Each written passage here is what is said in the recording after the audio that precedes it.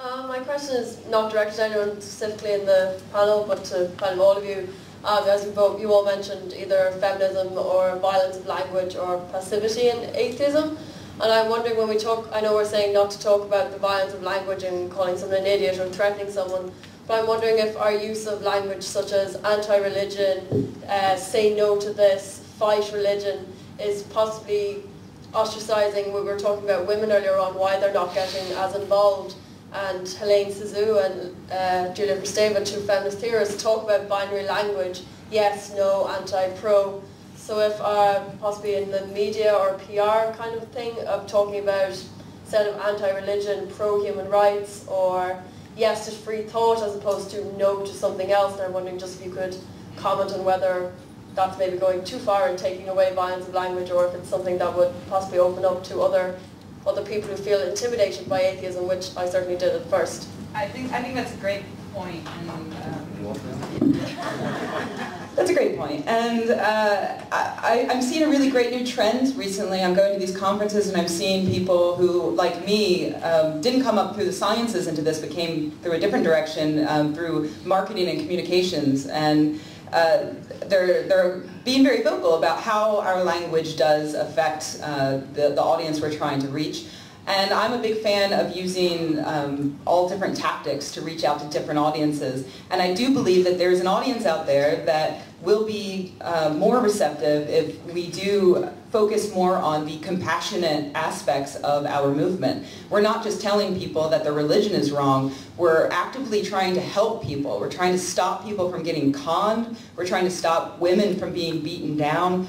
And I think focusing on those compassionate aspects can really bring more people into the fold. And you're absolutely right about language. Oftentimes, I think we fall into the trap of using the other side's language. You know, we shy away from using the word, some of us shy away from using the word atheist because, oh, it's too negative. Well, it's negative because the other side made it negative, and if we come up with another word, they're going to make that one too. So it's best just to take the one we've got and be bold about it, speak out about it, make it into a positive word. So I love that more atheists are thinking that way and getting the message out there that yes, language matters and that we should use it in a smarter way to reach out to new audiences.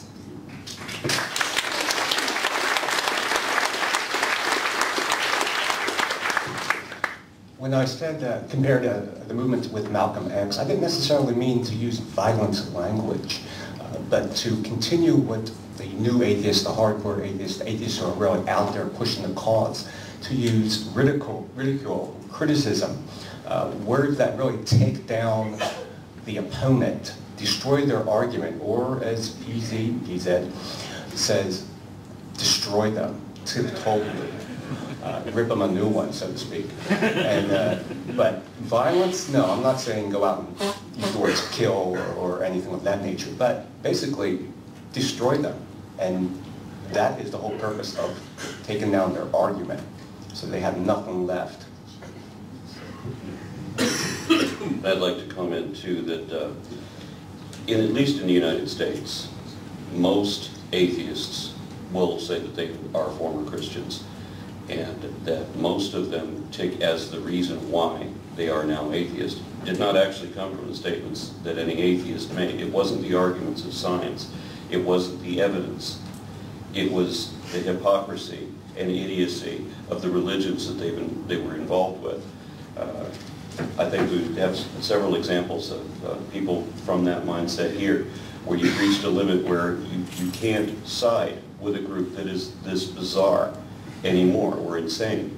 And you have to remember also when you're talking to these people that it seems to me that there are the people that have never questioned their belief, and you have to take that into account.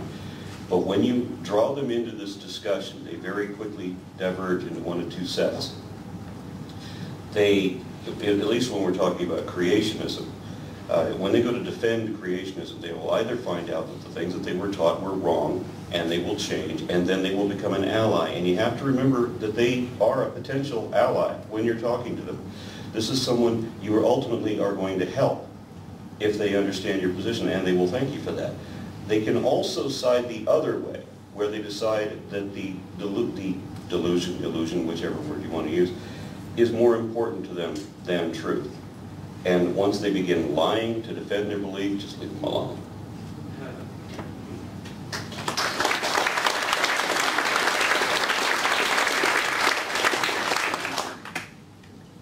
Hi, my question's for Tom, and you mentioned that we need a weaker form of atheism to counterpoint the hard atheists that people seem to get so offended by. But it's been my experience anyway from seeing other atheists argue, or even from my own conversations, it doesn't take much to get labelled a militant atheist. Like even bringing it up at all could label you guilty.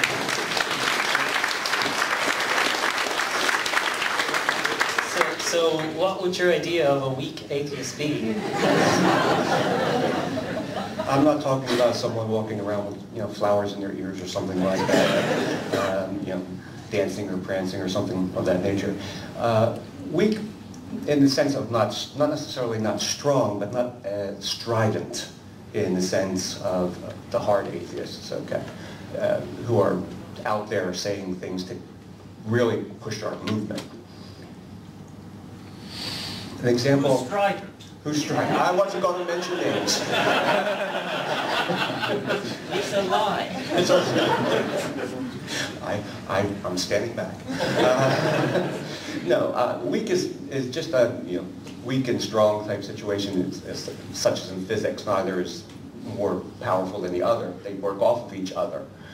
In this example, perhaps, and I'll probably get some boost from this, maybe Sam Harris is not as strong as Mr. Dawkins in his continued outwardness and outspokenness.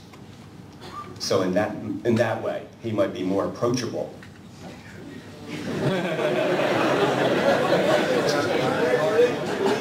The Christian myth. No, you see, there you go, the Christian myth. So it's how they see who is strong as well, and who is, by their definition, might be weak.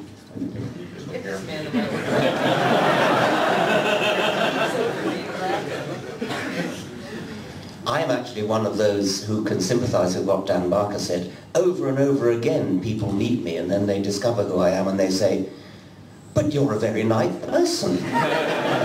They have bought the myth, as Tom has bought the myth.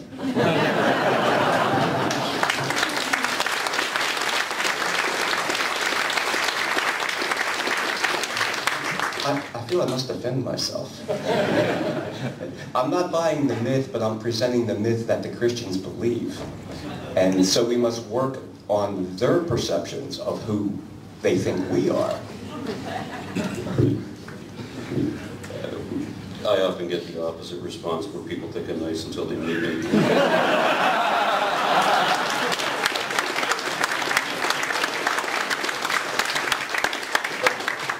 One of the things that I like to employ is the tactic, if you want to go for a soft atheist, try a militant agnostic.